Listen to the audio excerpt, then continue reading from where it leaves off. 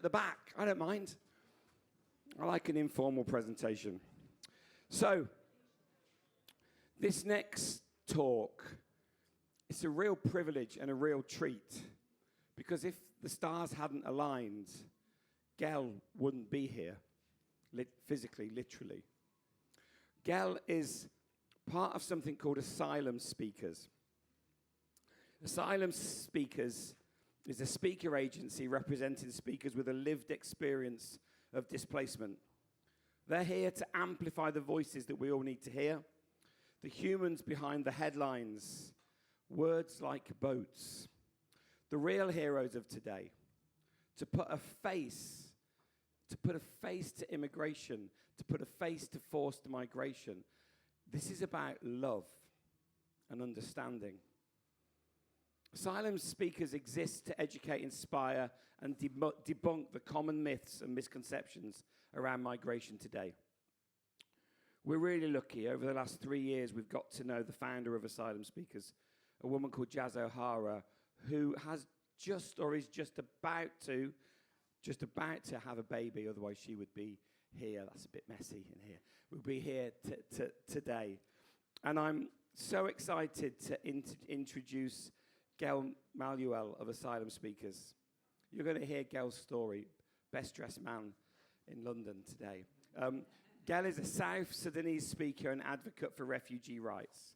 His work is powered by his own story of crossing land and sea to make it to safety at aged just 16. At 16, I was hanging around parks with Deborah Hargreaves and trying to smoke, but it didn't suit me. He was fighting for his life. Right? How privileged am I? Despite facing imprisonment, modern-day slavery and more, Giel's courage and bravery saw him overcome all odds to arrive in the UK, where he is now a student and working as, unsurprisingly, a model. Giel is famous in the refugee community after saving lives of hundreds of imprisoned refugees in Libya. I'm just going to get out of the way.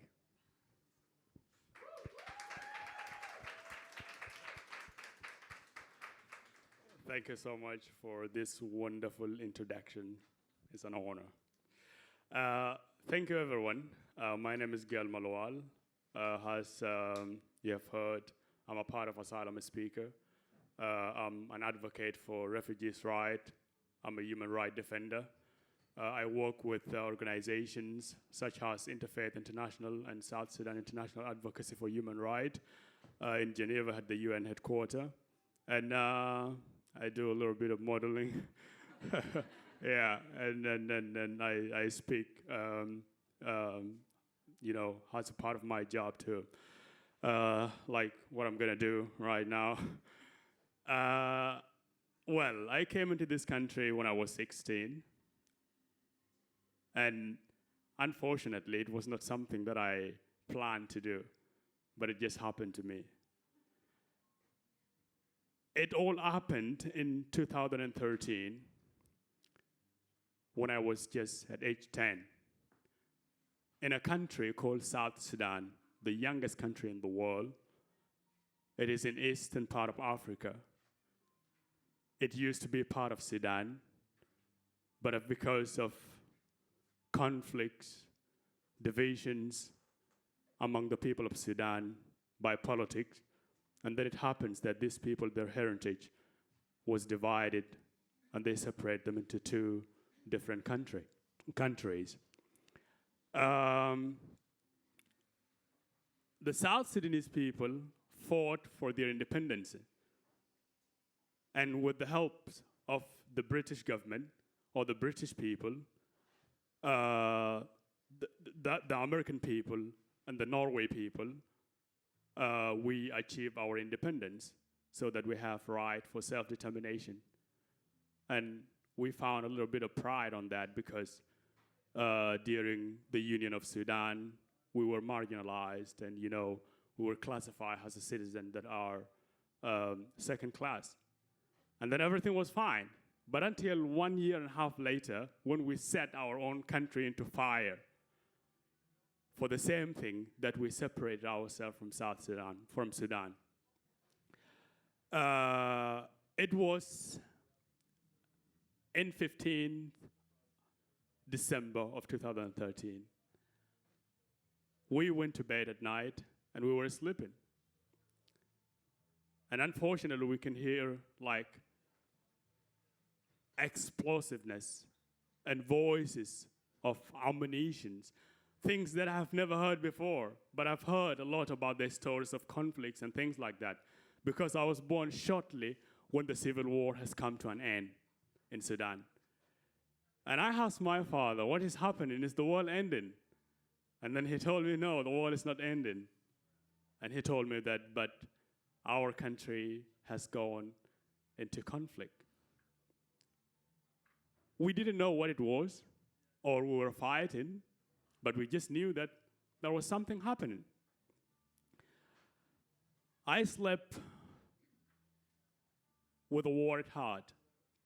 And then when I woke up in the morning, I could hear my neighbors and the people in the area were like screaming and evacuating and escaping their homes. And then one neighbor told us that if you're a Nuer person, a Nuer is just like an English person or a Scottish or Wales, you are being hunted and you are going to be killed, so you better evacuate your home. And then what we did was, we evacuated our home, me and my auntie and her little children, we left. So when we left, we went into the UN camp. Days later, we heard those who have ignored that call, their fate ended, and they were killed in a door-to-door campaign against the Nuer people. And shortly after that, I received the news that my beloved father, who ignored the same thing too, had been murdered. And it was the hardest thing to accept. So we went into the UN camp to seek for safety. I stayed there as a teenager, living in a less than a 1 kilometer square for like 5 years. I imagine how hard could that be? Living in London alone itself without going out anywhere is like boring, and you want to live, you want to have a holiday, go to vacations, go to the seaside and things like that. So you cannot imagine how you would live in a 1 square kilometer space where you don't have that freedom that you want and the life that you would imagine as a human being, the opportunities that you would want to chase, while there's someone outside here looking at you with a gun. If you come out, I'm going to kill you. It's terrible, isn't it? So I used to think, am I going to grow up in this camp to become a man here? Am I going to really, achieve the things that my heart desire here? Am I going to become a lawyer here? There's no university. So where am I going to do that? Okay, and another thing was like, am I going to see my mother really? When and how? Because the conflict has destroyed everything. The government has cut all the networks in the places where the Nuer people are, in the regions, so that he cut them off from the whole world and killed them in the darkness without anyone knowing. So, one day, me and my friends, we decided to leave the camp. And in the morning, we sneak ourselves out. I couldn't believe that I left the camp without looking back, because I never knew that it would be the last time to ever see it again. I thought, oh, maybe the plan wouldn't go ahead. Maybe I'm going to come back in the evening. And then I left completely. And we went into the River Nile and found a boat. And then we sneak inside the engine part. And then we hide there. Because we didn't have money. But we want to go somewhere. Where are we going? We are going to Sudan. The land of freedom. Yeah, which is not the case. Uh, we hid there. River Nile is actually a very beautiful river with, massive vegetations. Like, uh, it has a lot of living organism, especially mosquito, you know. So, so at night we couldn't sleep. We had to stay awake so that we fun ourselves.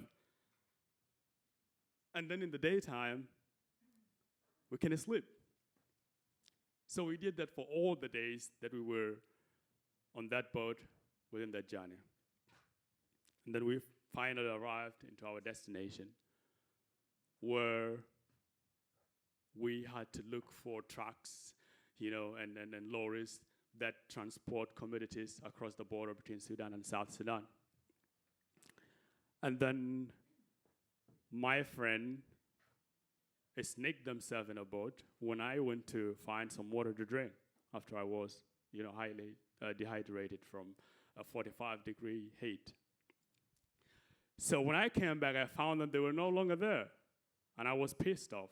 I said, "Oh, my friend left me, or I don't know what happened to them." And then I had to look for them, but I couldn't find them. And I was worried. And the following day, I had to find another lorry to take me across the border into Sudan, where I met them, and we began blaming things. "Oh, no, it was you." And I said, "No, it was you." And they said, "It was you." And we said, "Okay, leave about all these silly things. Where are we going?" It's to Sudan. Now we're in Sudan. Where? And they said, "Okay, we're going to go to Khartoum." So Khartoum is really far away from the border in the southern part of the country. We didn't have money. We were just, going. It's like we are in, I don't know, in 1500s or something. just going, We didn't even plan it. So we met some guys who came to us. They said, "Oh, you're South Sudanese." I said, "Yeah. Yeah, a lot of people used to come this way, and we helped them. So we're going to help you too." I said, "All right, that's fine. How would you help us?" I said, "Okay, we have livestock. You're going to work for us for a week. And then after a week, we'll buy you tickets to your final destination. You'll have your own seat in a coach." I said, "Really? Okay." I've never taken that, one seat in a coach. It was like a dream. It's going to come true. So we said, "All right." So we are cattle legends in our culture. So we rear cattle, livestock, and that is our life. So we said, "So this is an easy job. Let's do it." And then we went. We were taken in our separate ways. And that was the last time to ever see my friends again. That was the time when it was our ultimate fate to be sold into slavery and forced labor. Well, it's a long story in there, but I'll cut it short into pieces. We had several fights because I want to escape and go. But I don't know the area. And the guy is a man, and I was a boy by then. So he would beat me, and I would resist until I gave up, because he threatened to kill me if I attempt to fight or resist or even leave again, trying to escape. I said, "Okay, so let me use another ways." And then I made him into believing that he could trust me, and I became faithful to him. I could work for him. And that's it, I'm not going anywhere. And then he did. Got him. Yeah. So he said, "Okay, we will go to Darfur to buy some more livestock, And then that is where, when we arrived there, I found a guy from Darfur who said that his auntie got married into a Nuer man. So he has cousins that are Nuer. So as long as I'm Nuer, I'm his cousin too. And I was like, that's good. But it looks like the same traps, Yeah, this time I want to be careful. I said, okay, you're my cousin, but I don't trust you. I'm not happy, but if I tell you, maybe you'll tell this guy because he's your customer to create business relationship out of my name, And then he said, no, I'm serious. So I will hide you, and when this guy's come back from his visit across his friend, I will tell him that the boy has escaped. I said, fine. He took me away across several villages in the desert, and then he put me in a room. He said, don't come back out of this room. I'll get you food and water. You will come back unless I came and tell you that the guy has gone. And I said, cool. I stayed there, and he would get me food and water, and I would eat and stay in the room. I would look through, the holes to see what is out there, what does the area look like exactly. I've never seen desert before, just sand. I used to live in where there are trees, river, animals. Yeah, that's my life. So until one day he came back and said that the guy has gone, but he said if he found you, he would kill you. And I said, he's gone. He said, yes. I said, okay. When he find me, let him kill me. We stayed, and I built trust with that guy because when someone help you in your needy moment, in a place where you're down, you give them the trust because of what they had done to you. And then we stayed together. We walked together. We're cousins. Until one day, he said, this is a business. We have to go and bring more livestock from across the country into here. And I said, cool, let's go. Exciting. Because it is like a trip where our relationship was good. There's no conflict, no fighting and things like that. And then we left. And the journey was like we were some sort of stealing something, that journey that you cannot understand, or people had to hide and do things that seems illegal. So I feel it in my bone that this is not right. But I trust him, and he pursued me, and I said, okay, let's go. So we went into the desert, and we had to sit in a place like a hole in the desert.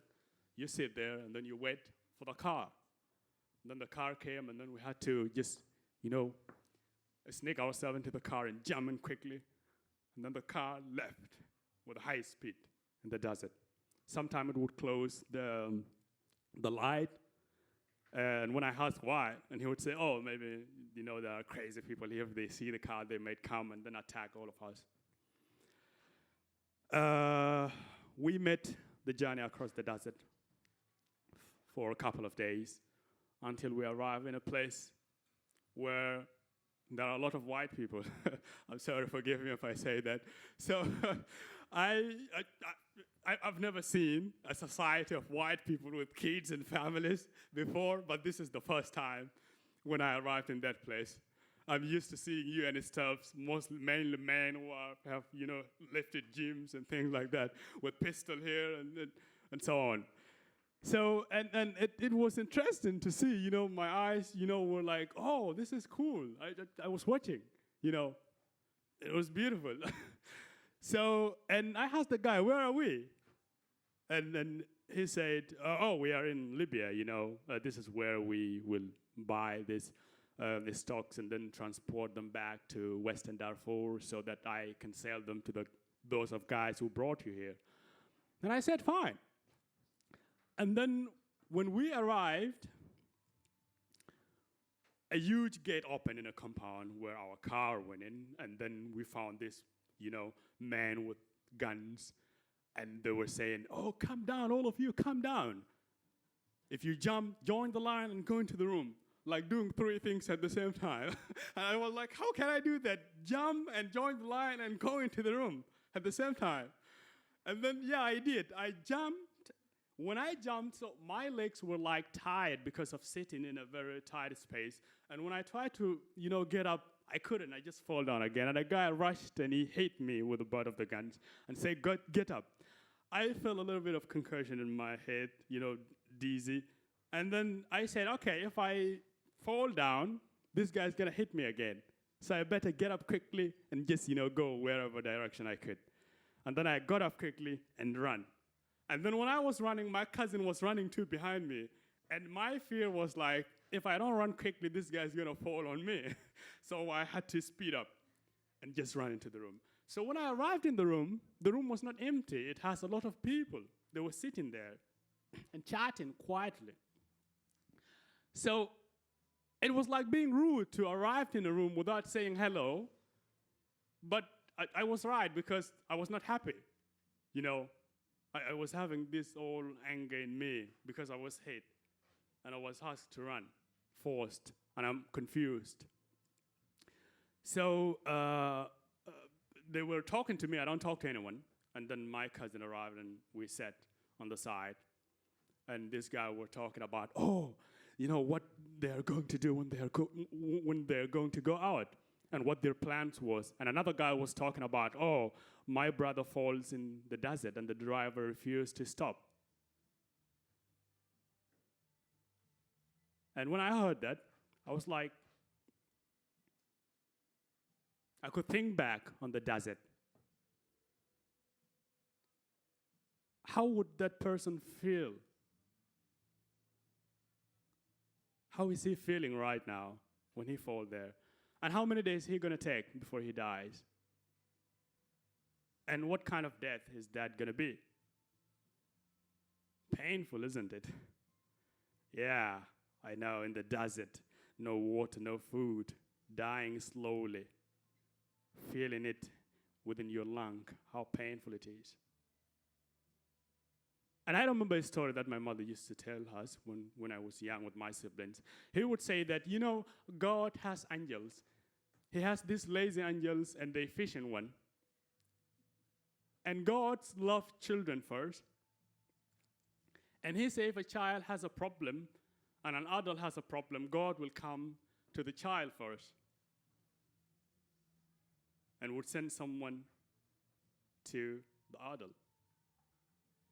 And I was like, okay, there are a lot of people in the world. So what I knew was the newer people. I said there are like a lot of newer people.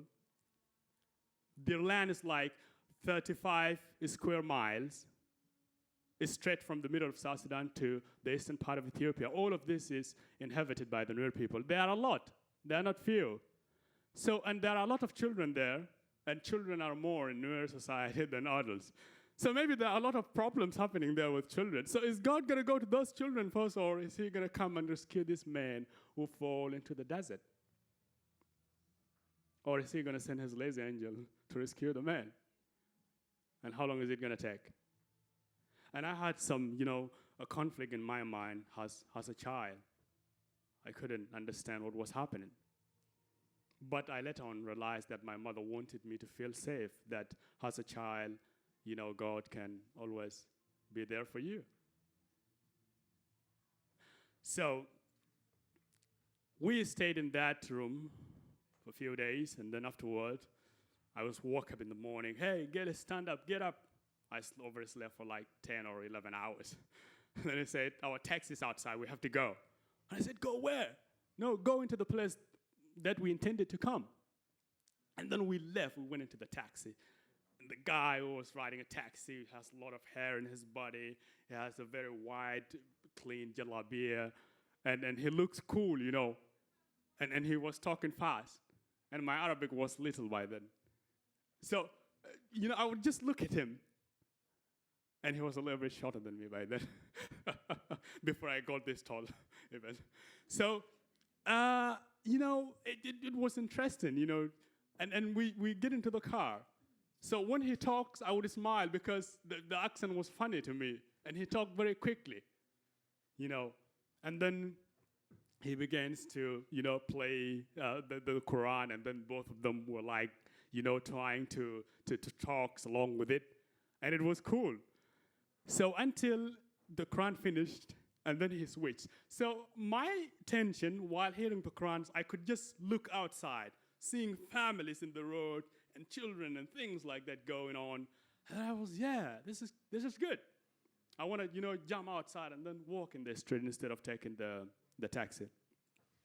And then the guy switched on. And then he said, Ya Allah, Ya Muhammad Gaddafi. And then he talks about that, and he said, without this man, our country has been in war, we're suffering and things like that. And I asked my cousin, what is he talking about? Because I could hear partly, but I couldn't hear fully. He told me that, he's talking about their leader, and now their country is at war. I was like, oh, people are outside walking peacefully. I didn't know that their country is at war. And then he said yes. And then we were, just for a few minutes after we, proceed ahead with our journey, we were stopped in the middle by a checkpoint. Guys with guns, with masked and heavy, vehicles. And then we were asked to come out. Where are you going? And then they explained. Then they, handcuff him, and they tied my hands with rope, and they throw us in a car in the back. They drove us away into prison. When they opened the door of that prison, the people who were there, you cannot distinguish whether they are living or dead. They're just a skeleton with a spirit inside. You can find a broken leg in that prison, someone with a broken spine who was just, laying there being fed by his inmates. And my tears dropped. My heart broke. I've never seen that. And I cried.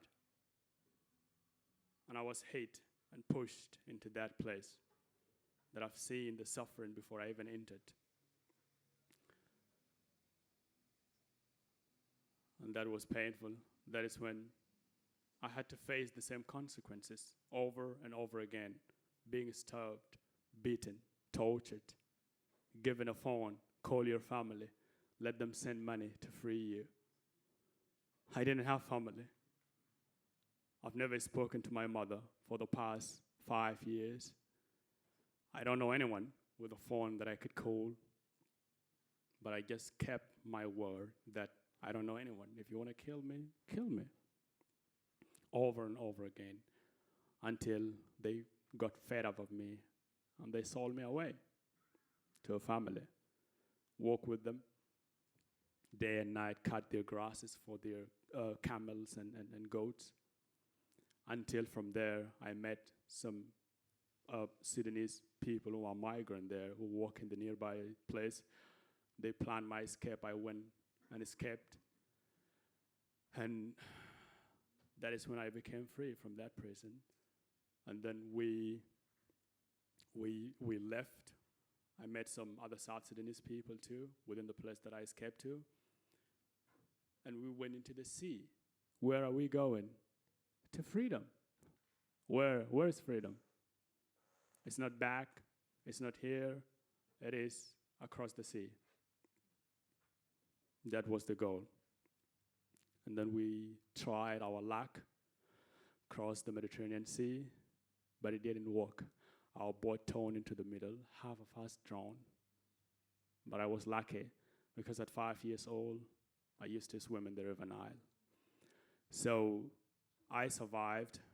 We were caught by these smugglers again, who roam in the sea looking for people who cross, bring them back, jail them, torture them, and ask them for money. I was put into a prison that was the same like the prison that I was, sold from last time. And then this was such a trauma. When we were in there, we said, okay, we can't be here anymore. I told the guys I know what this looks like. And then we said, okay, if we can't be here, we have to escape, plan escape. What do? We fight or we die. There is one thing about the Nuer people. their courage is so high. Even in time of death, you can stop them unless if you kill them. So we said, okay, what do?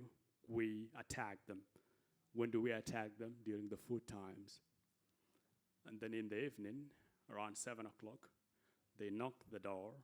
The prison is like huge like this, and this hall would be like a corridor. And then on the side, all of them are cells from 1 to 9, and then from 9 to 10 up to 18. All of these rooms, each room has more than 30 people. And then each of those people are suffering. They have been tortured. They have been mentally disturbed. They have been starved to death and things like that. And we said, okay, our room, we have to escape our room. When they opened the door, we fight them and then escape. Said, okay, we planned the escape. We were 7 newer boys. We distribute across. Imagine this is the door of the cell. And then when they came, they knocked the doors. They opened the little hole on this prison, and they look at us. And then we were calm for just a few seconds. And then when they lock the window again to open the door, and then we distribute ourselves again on the side. And then some of us were just on the door and holding it firm to just pull it back when they open it. Don't forget they had guns, yeah? Yeah, but we choose that. So we were ready. They open it. When the door clicked, they push it, and then we pull it, and then we charged on them. You can just land punched everywhere, and then kicked. And then we shocked them. They couldn't believe that really happened. Even they couldn't have the ability to shoot the guns. And we disarmed most of them, and then some of them just ran away. And the guy with the keys, he was punched, and he fell down, and the keys fall next to him. And then when all these things were happening, my eyes just saw the keys on the horizon, and I just ran and pick up the keys. When I pick up the keys, I said, okay, I have the keys. Our room cannot run alone. All these people, we have to free them. I just went and opened. I don't know what case is for which room, and there are maybe like 20 or maybe 30 keys. I just try, and open, and open. And then all of us were out. And then some of my friends, when the fight happened, they ran out too. And then myself, I was busy trying to open, be a kind person. Yeah. And I forgot that something could happen. And then my friend had to run back and tell me, hey, people have run already. Let's go. And I said, okay, let's do this. And, all people involved, and we open, and we run. All of us, we free ourselves. We escaped that pain and death. Some people couldn't even have the ability to run, but they were dragged. Some of them were, lift. Some of them were carried. And that is how 450 people were freed from that prison because of just the simple case that I picked up.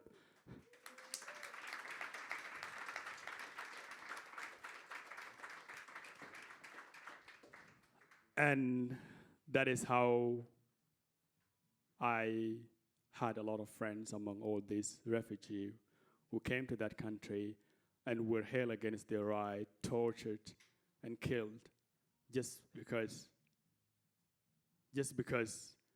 their countries are at wars, just because they have been displaced from their home, just because they are like myself and me. And that is when I had to take another journey and cross the Mediterranean finally and made it to the UK. And now I'm here in London with you. Yeah.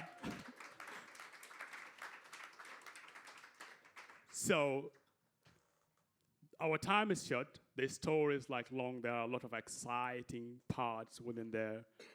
But it is in a book called Asylum Speakers. If you want to read more about it, you can grab that. It is in Amazon. And if you have schools or the part of a university or corporate, Asylum Speakers is there. You can go and book a speaker and have first experience, like a story from someone who have lived all this experience. And hear from them first-handed. And this is why we choose this, to educate people, not to depend on mainstream media, but to depend on the real stories, and not to, take things from politicized ideas from people. So thank you very much. I'm really honored, and it's really a pleasure to be with you today and share this story with you. Thank you so much. And I believe that